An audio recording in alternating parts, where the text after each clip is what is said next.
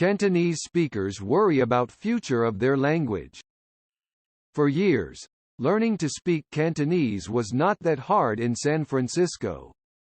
It is a place where Cantonese speakers from South China have migrated for over 150 years.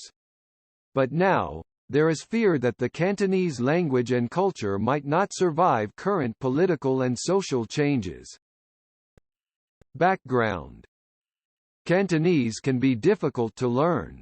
In writing, Mandarin and Cantonese use the same Chinese characters. But in speaking, the two are different. Mandarin has 4 basic tones. Cantonese has 9, which can be difficult to differentiate. Cantonese is spoken by some 85 million people worldwide. In comparison, there are around 1 billion Mandarin speakers. Additionally, the Chinese government is pushing for the wider use of Mandarin as the national language. This change has affected the use of Cantonese from Britain to the United States. In Britain, as in the U.S., most schools that offer Chinese usually teach Mandarin. As a result, many migrant families are struggling to find ways to pass on their Cantonese language and culture. Ceci Pang runs classes for children at Rainbow Seeds Cantonese School in London, England. Many parents want their kids to be able to communicate with their grandparents, she said. It's just so hard here. There are so few learning resources and lots of parents get frustrated and give up. That's usually the point the parents come to me. Pang said she has not noticed many direct concerns about Cantonese dying out as a language.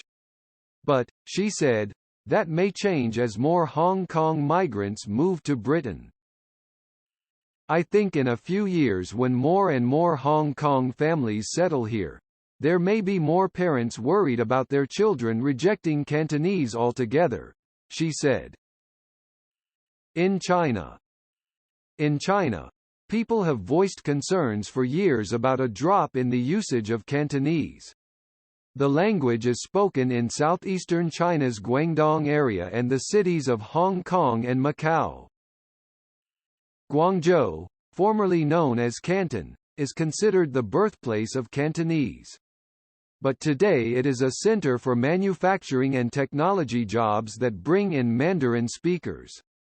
Now, many young people can only understand Cantonese but do not speak the language. While Cantonese is not as important in people's lives as it used to be, it is too early to say the language is in crisis in Guangzhou. Cantonese is still spoken in homes and among friends. There are Cantonese television channels as well as Cantonese announcements on public transport. In Hong Kong, however, Cantonese remains the city's top language.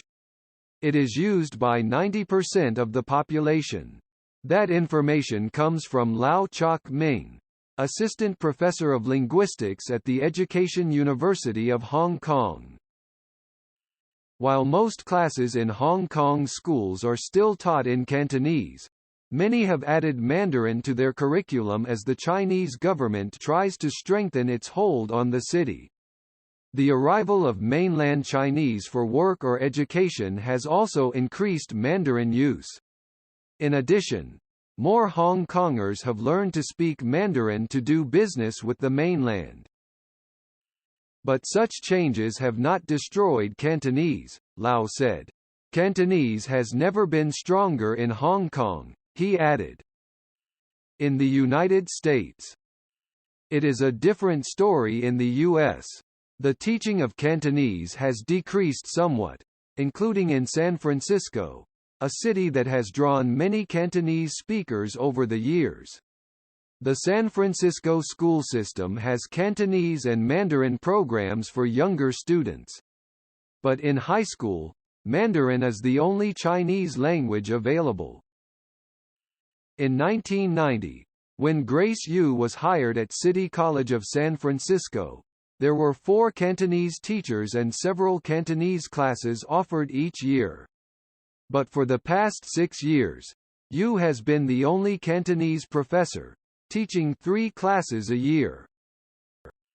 Vacancies were not replaced with Cantonese instructors. Instead they hired Mandarin instructors, said Yu. She described her situation as kind of lonely. This spring, City College approved a document to keep the Cantonese program with at least 1 Cantonese instructor. Yu noted that with the document, Cantonese classes will not be cancelled if I retire. Meanwhile, independent Chinese schools are helping to teach the language as Cantonese-speaking communities grow. Aleda Po has been overseeing the Cantonese kindergarten at Merritt Chinese School in Plano, Texas, for more than 10 years. Po put her 2 sons in the school so that they could learn about Cantonese language and culture. Now, she is helping other families do the same. I hope it's not a dying language, Po said.